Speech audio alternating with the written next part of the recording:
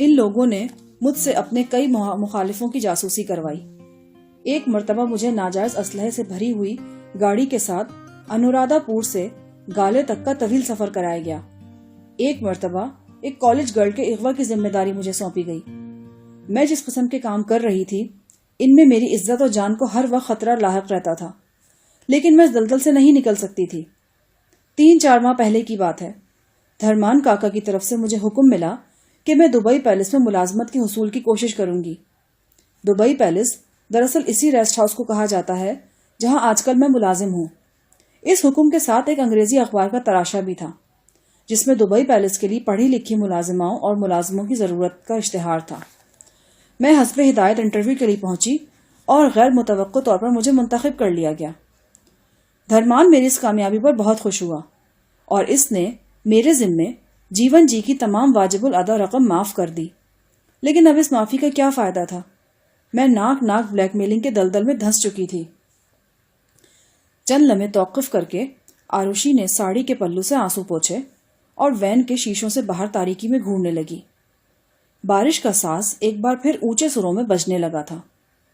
کبھی کبھی زور سے بجلی چمکتی تو بھیگا ہوا ساحل دور تک روشن ہو جاتا۔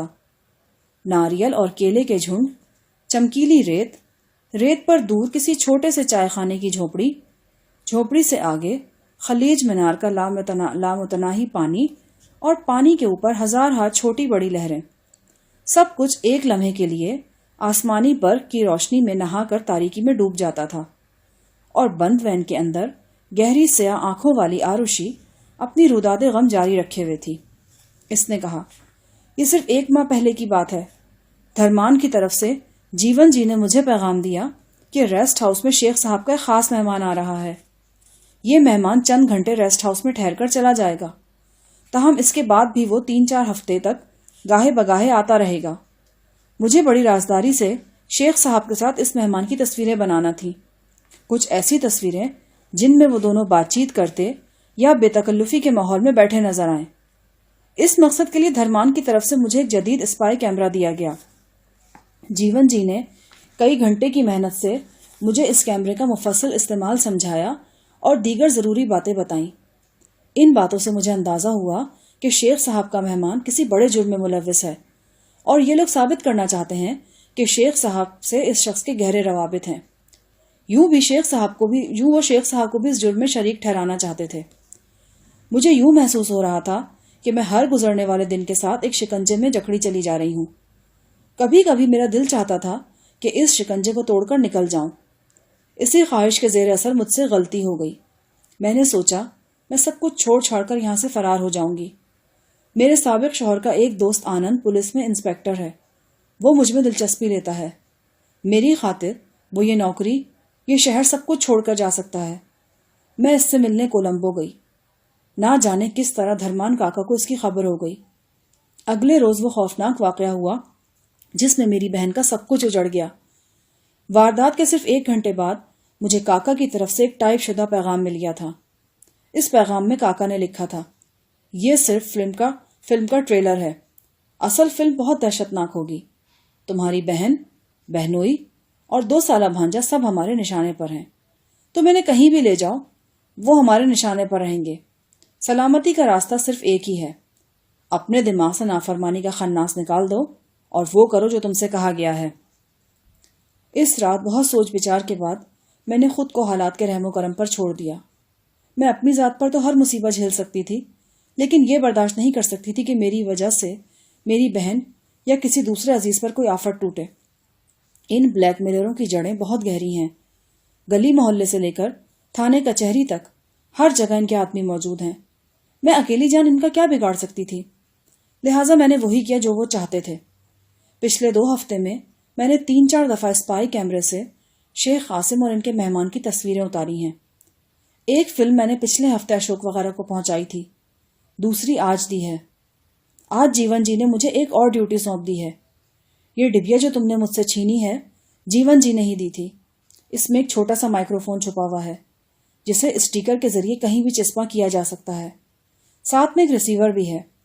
ریسیور سے موصول ہونے والی آواز کسی بھی اچھے ٹیپ ریکارڈر پر ریکارڈ کی جا سکتی ہے۔ میرے لیے ہدایت ہے کہ میں شیخ عاصم اور ان کے مہمان کے درمیان ہونے والی گفتگو ریکارڈ کرنے کی کوشش کروں۔ میں بہت خوفزدہ ہوں شاہ جہاں صاحب، اور میرا خوف کچھ ایسا غلط بھی نہیں ہے۔ وہ لوگ سب کچھ کرنے پر قادر ہیں، انسانوں کے روپ میں شیطان ہیں وہ لوگ۔ وہ ایک بار پھر سسکیاں لے کر رونے لگی۔ تم نے تو بتایا تھا کہ تمہارا بہنوئی اور بھانجا کولمبو چلے گئے ہیں، لیکن آج تمہارا بہنوئی تمہیں خود موٹر سائیکل پر یہاں لایا ہے۔ میں نے خود ہی سے یہاں بلایا تھا۔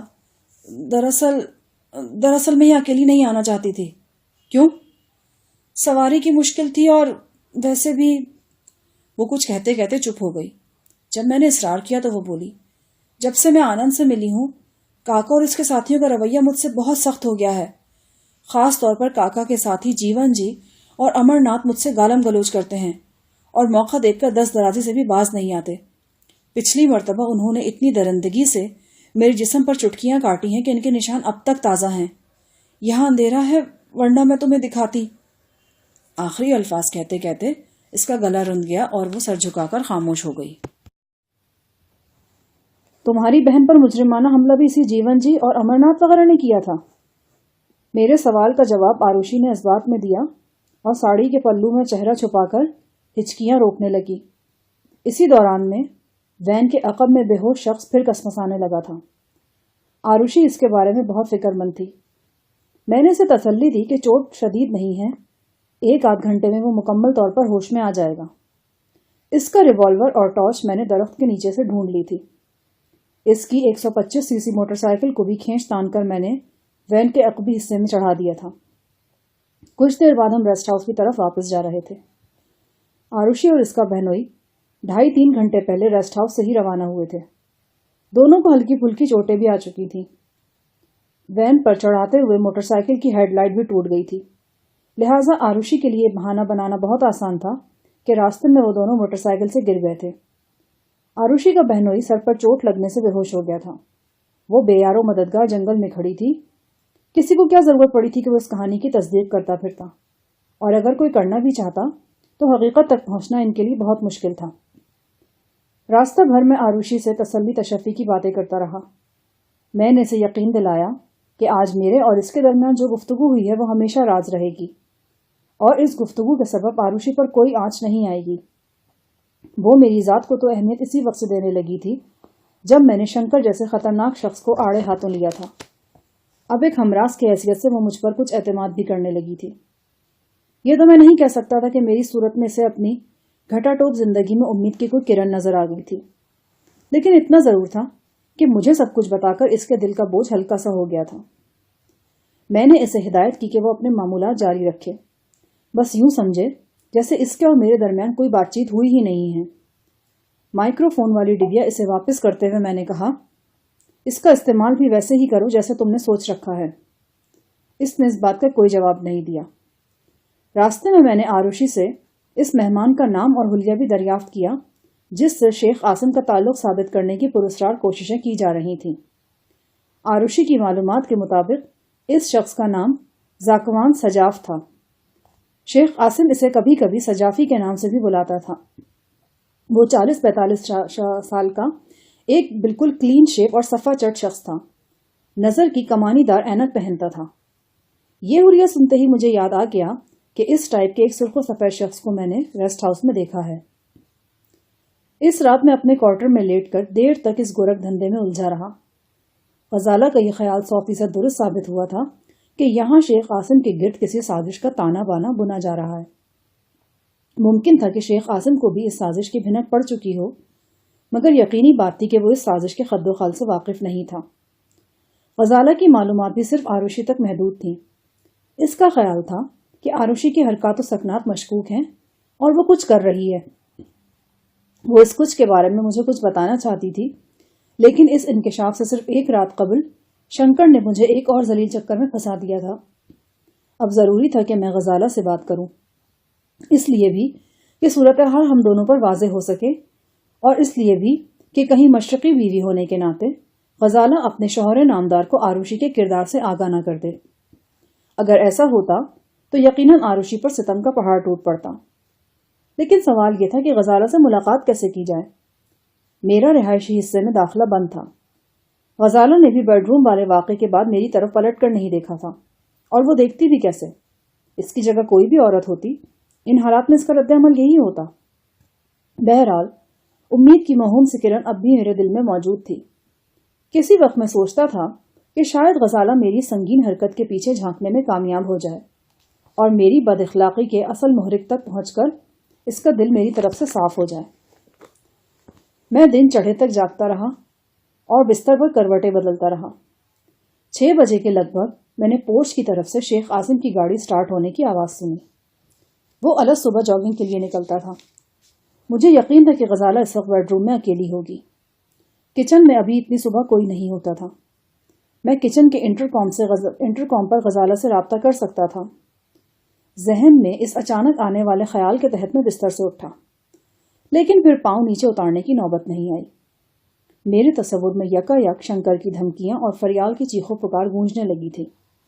شنکر نے واشگاف الفاظ میں کہا تھا کہ اس مرتبہ میری کسی غلطی کو معاف نہیں کیا جائے گا، اور غزالہ سے رابطہ کرنے کا مطلب تھا ایک ناقابل معافی غلطی کا ارتکاب۔ میں بے بسی کے عالم میں ہونٹ کاٹ کر رہ گیا۔ 10-15 منٹ بعد پھر ایک گاڑی کی آواز آئی۔ یہ کار بڑی تیزی سے پورچ میں داخل ہوئی تھی۔ میں نے اٹھ کر سرونٹ کوارٹر کی کھڑکی میں سے جھانکا۔ یہ ایک سرخ ہل مین کار تھی۔ کار میں سے ایک ڈاکٹر اپنا میڈیکل باکس تھامے تیزی سے اترا اور مخالف سمت کی راہداری میں داخل ہو گیا۔ ڈاکٹر اور کار کے ڈرائیور کے چہرے پر ہیجانی سی کیفیت تھی۔ 4-5 منٹ بعد میں نے آروشی کو دیکھا۔ رات آنے والی خراشوں کے نشان ابھی تک اس کے چہرے پر موجود تھے۔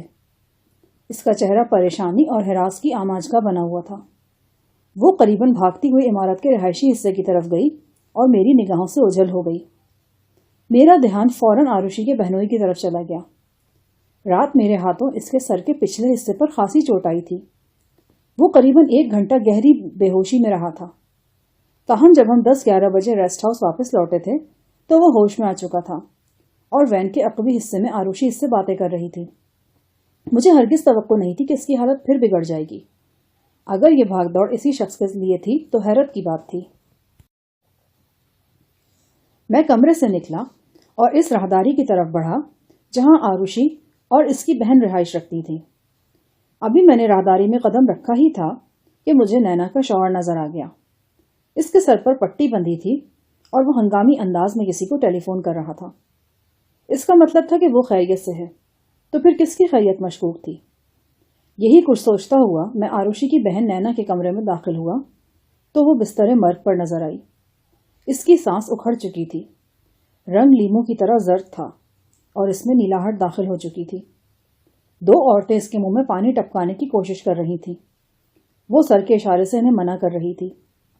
2-2.5 سالہ معصوم بچہ ڈرا سہما اپنی جاں بلد ماں کی چارپائی پر اس کی پایتی سے لگا بیٹھا تھا۔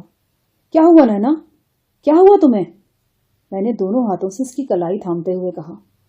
اس کے ہونٹوں پر ایک زخمی سی مسکراہٹ کھیل گئی، بادل کی چھاؤں سے پھوٹنے والی نرم دھوپ جیسی مسکراہٹ جو پہلی نظر میں آنکھ کا دھوکہ محسوس ہوتی ہے۔ اس کے لب تھرائے۔ اس نے مجھ سے کوئی بات کہی جو سنی نہیں گئی۔ میں نے اس کے پاس موجود عورتوں سے پوچھا، کیا ہوا اسے؟ کل تک تو یہ بھلی چنگی تھی۔ اتنے میں نینا عرف نونی کا شوہر دوڑتا ہوا اندر داخل ہوا۔ اس نے بتایا کہ اس نے اسپتال ٹیلی فون کیا ہے، ایمبولینس بس پہنچنا ہی چاہتی ہے۔ مقامی ڈاکٹر نے انجیکشن بھر رکھا تھا، لیکن مریضہ کا بلڈ پریشر اتنا لو ہو چکا تھا کہ ڈاکٹر کو نس ہی نہیں مل رہی تھی۔ نونی کے لب ایک بار پھر تھرائے۔ میں نے جھک کر سنا۔ وہ کہہ رہی تھی، میں تو شاید نہ بچوں، لیکن تمہاری ایک مشکل میں نے آسان کر دی ہے۔ کیسی باتیں کرتی ہو تم بالکل ٹھیک ہو جاؤ گی، کچھ نہیں ہوا تمہیں۔ لیکن 3-4 منٹ بعد جب اسے ایمبولینس میں ڈالنے کے لیے بستر سے اٹھایا جا رہا تھا تو اس کی آنکھیں پتھرا گئیں۔ وہ مر چکی تھی۔ آروشی نے اس کے معصوم بچے کو اپنی باہوں میں بھینچ لیا اور دھاڑے مار مار کر رونے لگی۔ یہی حال مرنے والی کے شوہر کا تھا۔ کمرہ ماتم اور آہو بکا کی آواز سے گونج اٹھا۔ میں سر جھکائے ہوئے باہر نکل آیا۔ مجھے یوں لگا جیسے ماں کی پایتی سے لگے ہوئے 2-2.5 سالہ معصوم بچے کی آنکھیں میرا تعاقب کر رہی ہیں۔ وہ مجھ سے پوچھ رہا ہے، میری ماں کو کیا ہوا ہے انکل؟ وہ کیوں چپ ہے؟ کیا وہ مر گئی ہے؟ میں اسے کیسے بتاتا کہ وہ مری نہیں بلکہ ماری گئی ہے؟ اسے قتل کیا گیا ہے۔ ہاں، یہ قتل ہی تو تھا۔ ایک ایسی کمزور لڑکی پر حوث نے چڑھائی کی تھی جو صرف چند روز پہلے اسپتال سے آپریشن کرا کے آئی تھی۔ اسے آرام کی ضرورت تھی، خوراک اور دواؤں کی ضرورت تھی۔ اس امر کی ضرورت تھی کہ اس پر ایک پھول کا بھی بوجھ نہ ڈالا جائے، لیکن وحشیوں نے اسے اٹھا اٹھا کر پٹخا تھا، بے جان گڑیا کی طرح توڑا مڑوڑا تھا۔ اس کی روح اور جسم پر اتنے زخم لگے تھے کہ وہ موت کے راستے پر چل نکلی تھی، اور آج اس واردات کے چند ہفتے بعد وہ اپنے آپریشن کے زخم خراب ہونے سے چل بسی تھی۔ ریسٹ ہاؤس کے ملازمین اور خاص طور سے عورتوں پر 2-3 روز نینا کی موت کا سوگ طاری رہا۔ پھر روزمرہ کے معمولات منوئن شروع ہو گئے۔ یہ 5ویں-6 روز کی بات ہے۔ شیخ عاصم اور شنکر کسی کام سے پوراتھے گئے ہوئے تھے۔ انہیں 2 روز وہاں رہنا تھا۔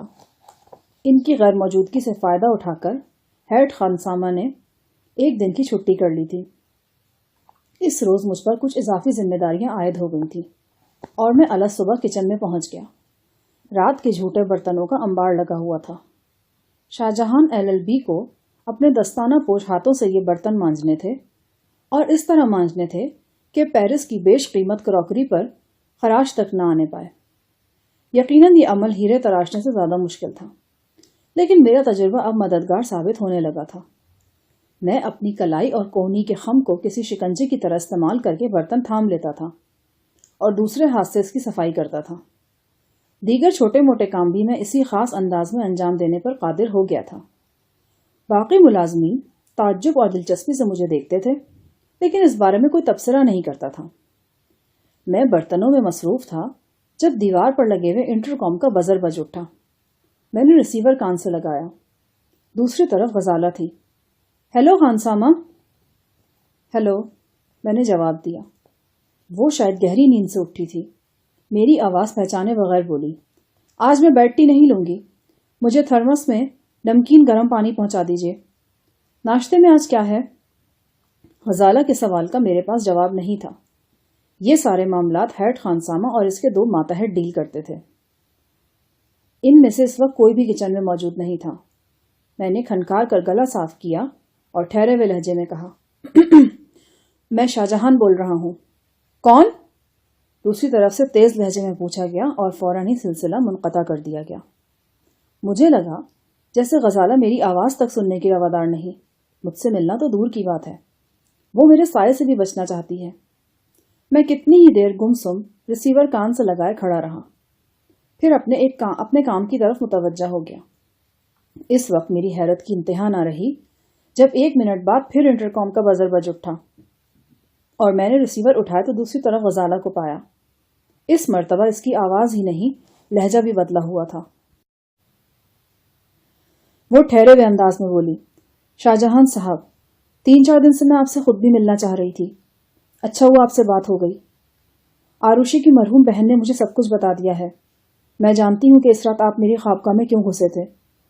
I am really very sorry, میں بہت شرمندہ ہوں۔ میں نے عاصم سے بات کی ہے، وہ اس معاملے میں بالکل بے قصور ہیں۔ آج شام تک ساری بات کھل جائے گی۔ میں خود آپ کو بتاؤں گی کہ یہ واقعہ کیوں کر اور کیسے ہوا۔ کچھ اور کہنا ہے یا بس؟ میں آپ کی ناراضگی کو اچھی طرح سمجھ رہی ہوں، لیکن یقین کریں عاصم اس معاملے میں بالکل بے قصور ہیں۔ تمہارا شوہر ہے نا، ظاہر ہے بے قصور ہی ہوگا۔ وہ جواب میں کچھ کہنا چاہ رہی تھی، لیکن میں نے سلسلہ منقطع کر دیا۔ غزالہ کی آگاہی میرے لیے حیران کن تھی۔ میری نگاہوں میں نینا کا جاں بلب چہرہ گھومنے لگا۔ اس کے ٹوٹے پھوٹے الفاظ میرے کانوں میں گونجے۔ اس نے کہا تھا، شاہجہان، میں نے تمہاری ایک مشکل آسان کر دی ہے۔ اس وقت میں نے ان الفاظ پر زیادہ غور نہیں کیا تھا، اور پھر یہ فقرہ ویسے ہی ذہن سے نکل گیا تھا۔ آج اس فقرے کی اصلیت اور اہمیت مجھ پر آشکار ہو رہی تھی۔ جواں مرگ نینا نے وہ کام کیا تھا جو کوئی دوسرا نہیں کر سکتا تھا۔ وہ مر رہی تھی، اور مردے کو بھلا کوئی کیا سزا دے سکتا ہے؟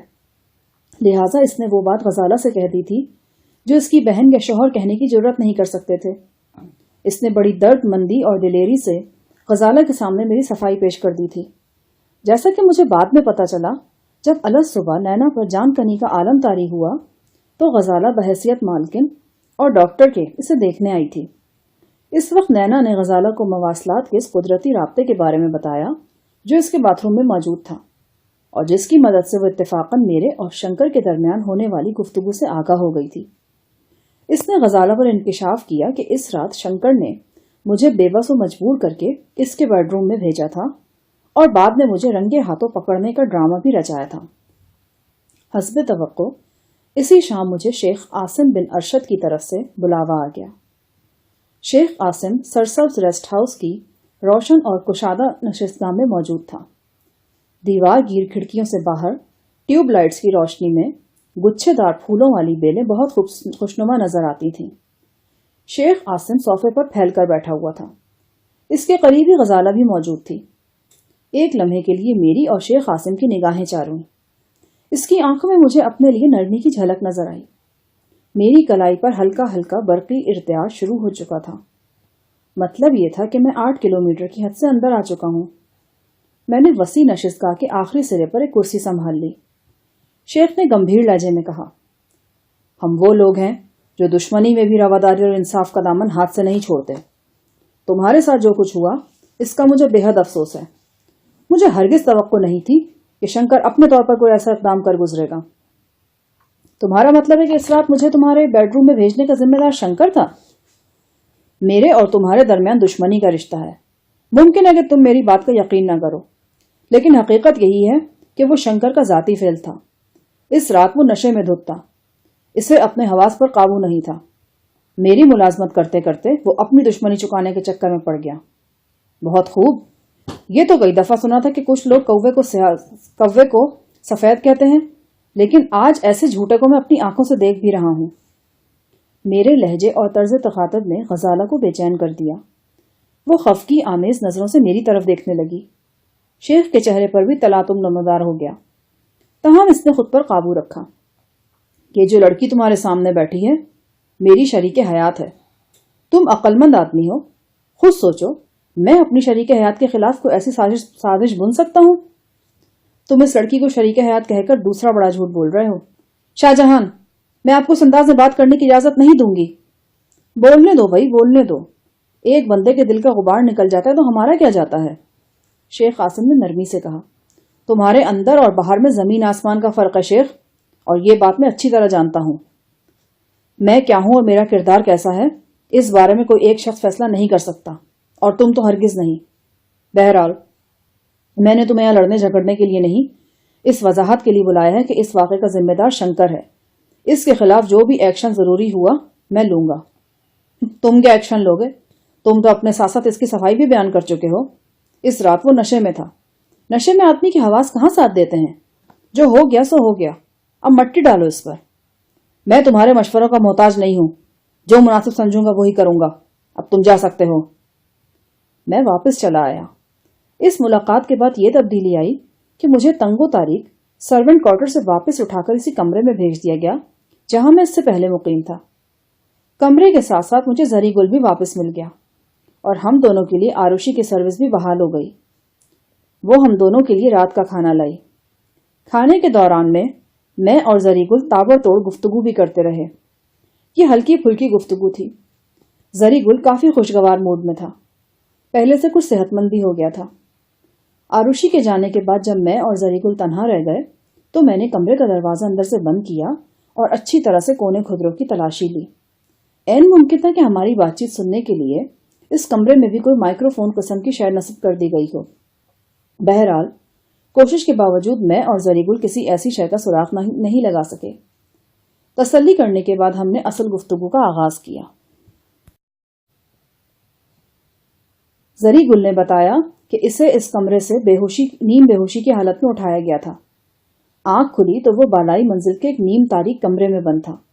इसका सर चकरा रहा था, जिससे इसे अंदाजा हुआ कि इसे क्लोरोफॉर्म किस्म की कोई चीज दी गई थी। इसने बहुत चीखों पुकार की, लेकिन किसी ने इस पर तवज्जो नहीं दी। तब से अब तक वो इसी कमरे में बंद रहा था, लेकिन वो अकेला नहीं था। 3-4 दिन बाद इसके साथ वाले कमरे में एक लड़की भी बंद कर दी गई थी। इस वाक़े की तफसील बताते हुए जरीगुल ने कहा, हमको ठीक से कुछ याद नहीं उस्ताद सर। इस कमरे में हमारा 3-4 दिन होगा जब शाम के वक्त हमारे कमरे के बाहर किसी लड़की का रोने धोने का आवाज आया। फिर हमारे कमरे के साथ वाले कमरे का दरवाजा खुला और किसी ने एक लड़की को धक्का देकर कमरे में फेंक दिया। دونوں کمروں کے درمیان والی دیوار میں ایک بڑا سا کھڑکی تھا، اس لیے ہم ادھر کا منظر صاف دیکھ سکتا تھا۔ پہلے تو ہم نے سوچا کہیں ہمارا فریال بیوی تو نہیں، لیکن وہ کوئی اور ہی لڑکی تھا۔ بڑا بے شرمی کا منظر تھا۔ اس بیچاری کے کرتا پھٹا ہوا تھا اور سر پاؤں سے بالکل ننگا تھا۔ اس کے چہرے پر چوٹوں کا نشان بھی تھا۔ ہم کو اس لڑکی پر بڑا ترس آیا۔ وہ سارا رات ننگے فرش پر بیٹھا آنسو بہاتا رہا اور ہم اسے کھڑکی کے شیشے سے دیکھتا رہا۔ 2-3 دن میں اس لڑکی سے ہمارا اچھا بے تکلفی ہو گیا۔ ہم یہ جان کر حیران ہوا کہ وہ پاکستانی ہے اور ایبٹ آباد کا رہنے والا ہے۔ وہ اپنا نام صادقہ بتاتا تھا۔ اس کی باتوں سے اندازہ ہوتا تھا کہ کوئی بہت غمناک اسٹوری ہے اس کا، لیکن وہ بتاتا نہیں تھا۔ ہم کھڑکی سے منہ لگا کر ایک دوسرے سے باتیں کرتا رہتا تھا۔ کھڑکی میں سے لڑکی کی طرف ایک تالا لگا ہوا تھا۔ ایک رات اس نے اپنے بالوں کی پن کے ساتھ تالے سے چھیڑ چھاڑ کیا تو وہ کھل گیا۔ ہم دونوں بہت حیران ہوا۔ ہمارے درمیان کا کھڑکی کھل گیا تو ہم ایک دوسرے کے کمرے میں آنے جانے لگا۔ یہ کام ہم رات کے وقت کرتا جب باہر کوئی خطرہ نہیں ہوتا۔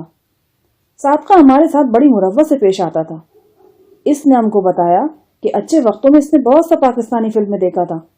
ہماری طرح وہ بھی لارا سدیر کو بہت پسند کرتا تھا۔ اس نے دیبا کا بھی بہت سا فلمیں دیکھا ہوا تھا۔ اس کا کہنا تھا کہ اس کو تھوڑا بہت انگریزی بھی آتا ہے، لیکن جب ہم نے آزمانے کے لیے نینگنی کا انگریزی پوچھا تو اسے نہیں آیا۔ بہرحال صادقہ کو ہمارا آواز بہت پسند آیا تھا۔ وہ روز ہم سے کوئی نہ کوئی گانا سنتا تھا۔ دیا اور طوفان کا گانا تو اس نے کئی بار سنا۔ میرے منوا بس گاتا جا رہے، جانا ہے ہم کا دور۔ میں نے کہا، گانے میں بس کا لفظ تم نے پھر اپنی طرف سے لگا دیا۔ وہ سنی انسنی کرتے ہوئے بولا، صادقہ کہتی تھی کہ ہمارا آواز میں بڑا درد ہے، ضرور ہمارا سٹوری بھی دردناک ہوگا۔ وہ ہم سے ہمارا سارا آپ بیتی بڑی تفصیل سے سننا چاہتا تھا۔ ہر وقت اسی چکر میں پڑا رہتا تھا۔ اور تم اس چکر میں آ گئے؟ میں نے بےتابی سے پوچھا۔ کیا مطلب؟ اوے خدائی خوار، زری گل کے بچے، کیا کچھ بتا دیا تو نے اس لڑکی کو؟ کہیں شفتہ وغیرہ کے بارے میں تو کوئی بات نہیں کی؟ زری گل اطمینان سے مسکرایا۔ نہیں استاد صاحب، آپ کا شاگرد ہیں ہم، کوئی مذاق تھوڑی ہے۔ اور آپ کے پاس آنے سے پہلے بھی ہم کو ایسا گھامڑ نہیں تھا۔ ان سائڈ ہیروئنوں کو سارے چلتر سمجھتا ہم تو اسی وقت ہوشیار ہو گیا تھا جب درمیان والی کھڑکی کا تالا اتنی آسانی سے کھل گیا۔ ہم جان گیا تھا کہ ہمارے ساتھ کوئی سین پارٹ کیا جا رہا ہے۔ بس ہم فوراً کچوے کے مافک اپنی کھال کے اندر چھپ گیا۔ اس کے بعد ہم نے ارر لفظ ناپ تول کر بولا۔ اس خچری نے بڑا زور لگایا ہمارا ایمان خراب کرنے کے لیے، لیکن ہم نے اس کا کوئی داؤ نہیں چلنے دیا۔ ایک روز تو اس نے حد ہی کر دیا۔ آدھی رات کو کھڑکی کھول کر ہمارے کمرے میں آیا اور ہماری چارپائی پر پائنتی کی طرف لیٹ گیا۔ ہمارا آنکھ کھل گیا۔ ہم نے پوچھا، کیا بات ہے؟ کہنے لگا، ادھر ہمارے کمرے میں چھپکلی گھوم رہا ہے، ہم کو بہت ڈر لگ رہا ہے، ہم تمہارے پاس آ گیا۔ ہم نے کہا، تمہارے کمرے میں چھپکلی گھومتا ہوگا، ادھر ہمارے کمرے میں تو چوہا گھوم رہا ہے، خوب موٹا تازہ۔ ابھی شام کو ہم نے خود اپنی آنکھوں سے دیکھا، اور یہ دیکھو، ہم نے احتیاط کے طور پر اپنی شلوار کا پائچہ بھی باندھ رکھا ہے۔ ہماری شلوار کا بندھا ہوا پائچہ دیکھ کر تو وہ ایک دم ڈر گیا۔ استاد صاحب، سٹی گم ہو گیا اس کی۔ وہ بولا، اچھا ہم واپس جاتا ہے۔ گھبراہٹ میں واپس مڑا تو پاؤں اس کھڑکی پر پڑ گیا جو ہم نے چوہا پکڑنے کے لیے لگا رکھا تھا۔ بس ایک انگلی آ گیا اس کا شکنجے میں۔ وہ ہائے رام کہہ کر سیدھا ہماری گود میں آ گرا۔ ہم نے بڑی مشکل سے اس کو آنے شکنجے سے نکالا۔ اس کا انگلی لہو لہان ہو گیا۔ وہ الو کا دم فاختہ مچھلی کی طرح مچل رہا تھا۔ اسے دیکھ کر ہم کو انڈین فلم کا گانا یاد آ گیا، ایسے تڑپوں جیسے جل بن مچھلی۔ ہم نے بڑی مشکل سے اسے سہارا دے کر کھڑکی سے باہر پار کر آیا۔ جب اس کے پاؤں میں کڑکی لگی تو اس کے منہ سے آئے رام نکل گیا تھا۔ ہم کو پکا یقین ہو گیا کہ وہ نہ تو صادقہ ہے اور نہ ایبٹ آباد کا رہنے والا ہے۔ وہ کوئی انڈین عورت تھا جو روپ بھر کر ہمارے پاس آیا تھا تاکہ ہمارے اندر کا بات ہماری زبان پر لا سکے۔ میں نے زری گل سے پوچھا، اس نے تم سے کس طرح کی ٹو لینے کی کوشش کی تھی؟ ہر طرح کا ٹو جی، خاص طور پر وہ آپ کے بارے میں جاننا چاہتا تھا۔ مثلاً آپ سے ہمارا ملاقات کیسے ہوا، لاہور میں ہم کہاں رہتا تھا، لاہور میں آپ کا بہن شفتہ کہاں رہتا تھا۔ آپ کو یہ اندازہ بالکل درست ہے کہ وہ بہن شفتہ کے بارے میں زیادہ سے زیادہ جاننا چاہتا تھا۔ باتوں باتوں میں بات کا رخ شفتہ کی طرف لے جاتا۔ وہ پوچھتا، شفتہ کو غزالہ بیوی نے قادر زمان کے چنبل سے کیسے چڑھایا تھا، لاہور میں شفتہ کا کون سہیلی تھا، وہ کہاں آتا جاتا تھا، وغیرہ وغیرہ۔ زری گل کی یہ باتیں سن کر میری رگوں میں آگ گردش کرنے لگی۔ یہ بات بالکل واضح تھی کہ شیخ عاصم بن ارشد کا اصل نشانہ شفتہ ہی ہے۔ اس بدباطن کے دل کی گہرائیوں میں سیاہی ہی سیاہی بھری ہوئی تھی۔ شیخ عاصم سے ملاقات ہونے سے لے کر اب تک مجھے ایک لمحے کے لیے بھی شبہ نہیں تھا کہ اس شخص کی فطرت میں اچھائی کی کوئی رمق موجود ہے۔ کل پرسوں سے اس کے رویے میں کچھ نرمی محسوس ہو رہی تھی، لیکن میں اچھی طرح جانتا تھا کہ یہ دکھاوے کی نرمی صرف غزالہ کو دھوکہ دینے کے لیے ہے۔ وہ شخص کسی بھی لمحے مجھے کسی اور ذلت کے حوالے کر سکتا تھا۔